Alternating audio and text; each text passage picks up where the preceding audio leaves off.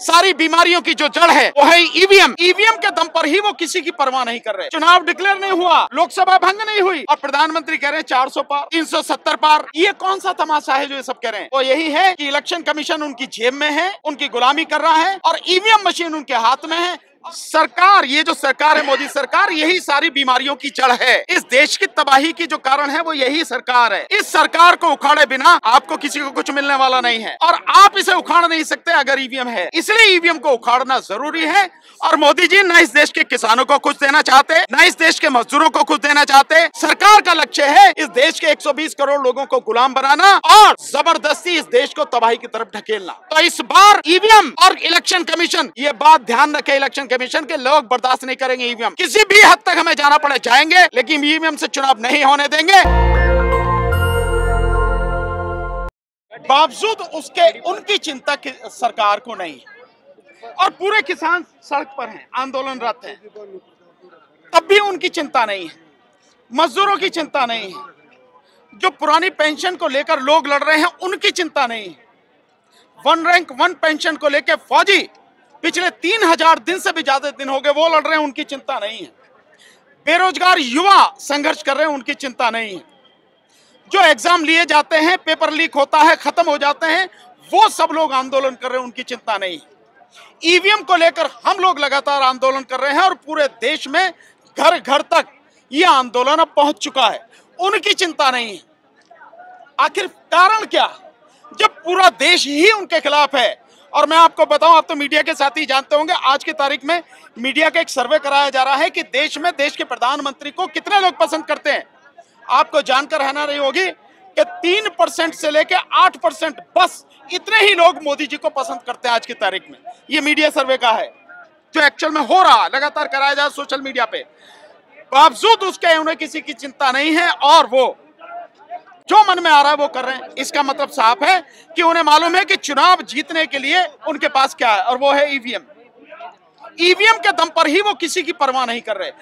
तो इसीलिए जो ईवीएम का मुद्दा है वो हर किसी का मुद्दा है, इस देश के 140 करोड़ नागरिकों का और इस देश के 100 करोड़ मतदाताओं का मुद्दा है। वो किसान का भी मुद्दा है, वो मजदूर का भी मुद्दा है, वो फौजियों का भी मुद्दा है, ओल्ड पेंशन वालों का भी मुद्दा है, वो इस देश के नौजवानों का मुद्दा है, हर किसी का वो मुद्दा है। इसलिए उस मुद्दे को सभी को साथ देना चाहिए। लेकिन क्योंकि पब्लिक अभी सड़क पर उतरने को उतारू हो चुकी है, आने वाले समय में किस तरह से होगा हम लोग बताएंगे आपको, पब्लिक को बताएंगे कैसे करना है।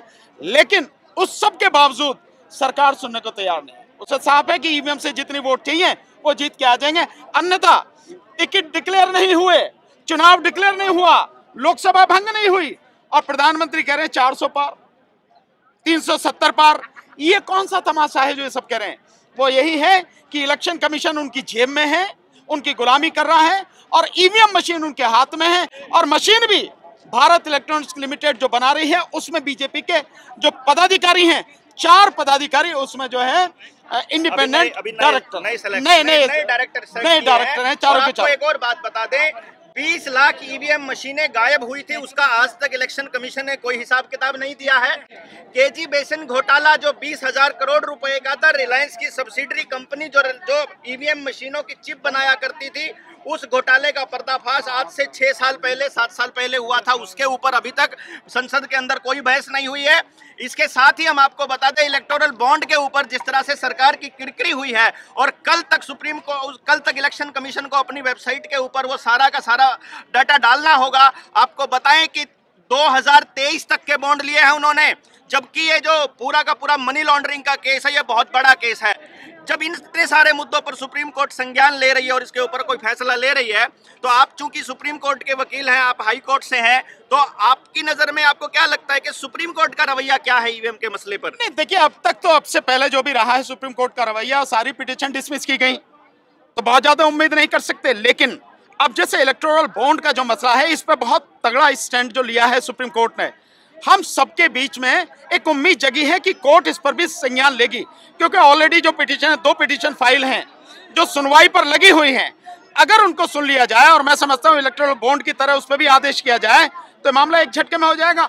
नहीं होगा तो इस देश की जनता को सड़क पर लड़ना पड़ेगा, क्योंकि ये बात सब कोई जान लें, सरकार, ये जो सरकार है मोदी सरकार, यही सारी बीमारियों की जड़ है। इस देश की तबाही की जो कारण है वो यही सरकार है। इस सरकार को उखाड़े बिना आपको किसी को कुछ मिलने वाला नहीं है, और आप इसे उखाड़ नहीं सकते अगर ईवीएम है। इसलिए ईवीएम को उखाड़ना जरूरी है। सब लोगों को ईवीएम के विरुद्ध में संघर्ष करना, सड़क पे आना बहुत जरूरी है। आप लोगों को यह समझना होगा कि जब कोई सुप्रीम कोर्ट का वकील आपके लिए खड़ा हो रहा है और आपको बता रहा है कि ये मसला इतना गहरा है, और जब सुप्रीम कोर्ट के वकीलों को सुप्रीम कोर्ट पर भरोसा नहीं है और एक फैसला आता है कुछ दिनों के बाद, इतने सारे मसलों पर देश की जनता को बैकफुट पर धकेलने के बाद एक फैसला आता है और उस फैसले से फिर से उम्मीद जाग जाती है, ये भी बड़ा सोचनीय विषय है। हम बहुत बार कहते हैं, आप नहीं कह सकते, लेकिन वाकई में देश की न्याय व्यवस्था से लोगों का भरोसा उठ रहा है। और ऐसा लग रहा है पिछले 9.5 साल में एक एक करके तमाम संस्थानों को जानबूझकर योजनाबद्ध तरीके से बर्बाद किया जा रहा है, ताकि जब ये पूरी व्यवस्था चरमराने लगे और इससे लोग दुखी हो जाएं और लोग फिर नई व्यवस्था मांगे, तो वो नई व्यवस्था होगी, इन्हीं का बीज होगा, इन्हीं का पानी होगा, आपका एक सोशल सिक्योरिटी नंबर होगा जिसको इन्होंने आधार का नाम दिया है। आपके सारे डेटा आधार के साथ जुड़े होंगे और वो सारे के सारे डेटा फिर आपका पूरा का पूरा मसला, आपका सारा डेटा इनकी मुट्ठी में होगा। फिर जिस दिन इनको आपको अगला डोज लगाना होगा तो ये कह देंगे आपका आधार बंद कर रहे हैं, तब खोलेंगे जब आप अगली डोज लगवा करके आएंगे अपनी फैमिली के। इसका मतलब ये हुआ, अगर आपको आने वाले वक्त में अपने बच्चों की आजादी चाहिए तो आपको लोकतंत्र को दोबारा से जिंदा करना होगा। अगर आप लोकतंत्र को जिंदा करना चाहते हैं तो आपको यह भी समझना होगा कि नरेंद्र मोदी का इस टाइम पर देश की सत्ता के अंदर क्या हस्तक्षेप है। 2014 से पहले 2009 के चुनाव में बीजेपी को 24% वोट मिले थे, जिसमें प्रधानमंत्री कैंडिडेट लाल कृष्ण आडवाणी थे, और उसके बाद उनको 31% मिले 2014, मतलब वही 7% जो आपने बोला है, यही इनका लोकप्रियता है। तो केवल और केवल ईवीएम के भरोसे पर अगर ये इसी तरह से तानाशाही करते रहेंगे तो आपके बच्चों का भविष्य अंधकार में है।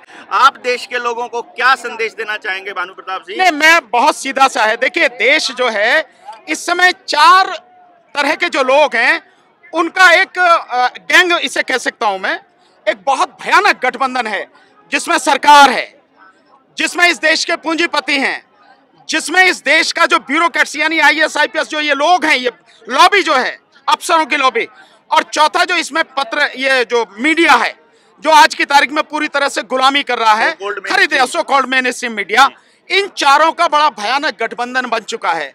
और ये चारों मिलकर जिनकी लीडरी जो कर रहे हैं वो मोदी जी कर रहे हैं।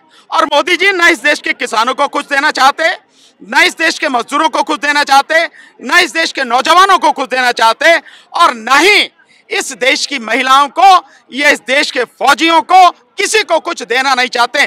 जबकि देश के पास किसी भी तरह संसाधन की कोई कमी नहीं है, किसी भी संसाधन की कोई कमी नहीं है।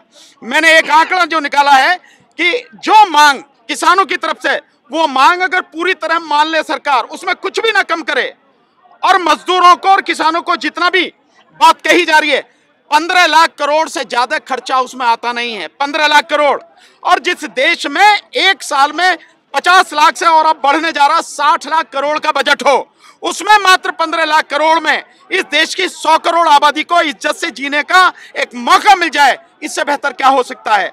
तो सरकार के पास कमी नहीं है, सरकार के पास कमी है नीयत की। सरकार का जो लक्ष्य है वो इस देश के लोगों को आजादी देना नहीं, इस देश के लोगों को रोजगार देना नहीं, इस देश के लोगों को इनका हक देना नहीं। सरकार का लक्ष्य है इस देश के 120 करोड़ लोगों को गुलाम बनाना और जबरदस्ती इस देश को तबाही की तरफ ढकेलना, नहीं तो किसी चीज की कमी नहीं है। इसलिए मेरा सबसे निवेदन है, जो किसान साथी हैं सभी से मैं धन्यवाद देना चाहता हूं कि जो तमाम किसान संगठन हैं, मैं उन सबसे जब लुधियाना में मिला, आदरणीय पंगू साहब भी वहां पर थे, आप सबसे बात हुई, राजेवाल साहब से बात हुई, इसके अलावा बाकी सबसे आज भी मेरी मुलाकात हुई।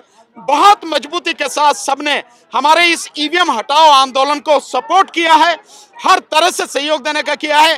कल भी एक और जो संगठन है साझा किसान मजदूर मोर्चा, उसमें भी 100 से ज्यादा संगठन है, उनके कई साथी यहाँ आ जाए भी हों, उन सब ने भी कल मिलकर हमारे साथ में प्रेस कॉन्फ्रेंस की, वो भी हमारे इस ईवीएम हटाओ आंदोलन में पूरी ताकत से साथ दे रहे हैं। और मैं आपको बता दूं, अगर इलेक्शन कमीशन समझेगा नहीं, अगर इलेक्शन कमीशन सरकार की गुलामी बंद करके इस देश के लोकतंत्र को बचाने के लिए संविधान में जो उसको अधिकार दिए गए उनका सही तरीके से पालन नहीं करेगा, तो इस बार ईवीएम और इलेक्शन कमीशन, ये बात ध्यान रखे इलेक्शन कमीशन के, लोग बर्दाश्त नहीं करेंगे ईवीएम। किसी भी हद तक हमें जाना पड़े जाएंगे, लेकिन ईवीएम से चुनाव नहीं होने देंगे। केवल और केवल 2024 का लोकसभा चुनाव बैलेट पेपर से ही होने देंगे। सो सबसे यही निवेदन है, एक सारी बीमारियों की जो जड़ है वो है ईवीएम। इस ईवीएम के खिलाफ पूरा देश मजबूती के साथ खड़ा होकर आगे आए और इस गंदगी को साफ करें, ताकि देश बच सके, इस देश की जनता बच सके, लोगों को अधिकार मिल सके, किसानों और मजदूरों को उनको जीने का हक मिल सके। नेशनल दस्तक की आपसे गुजारिश है कि अगर इसको बचाना चाहते हैं तो नेशनल दस्तक को सब्सक्राइब करने के लिए रेड कलर के सब्सक्राइब बटन को दबाएं, फिर बेल आइकन की घंटी दबाएं। नेशनल दस्तक को बचाने के लिए बहुत जरूरी है कि हर खबर को शेयर करें, लाइक करें, कमेंट जरूर करें।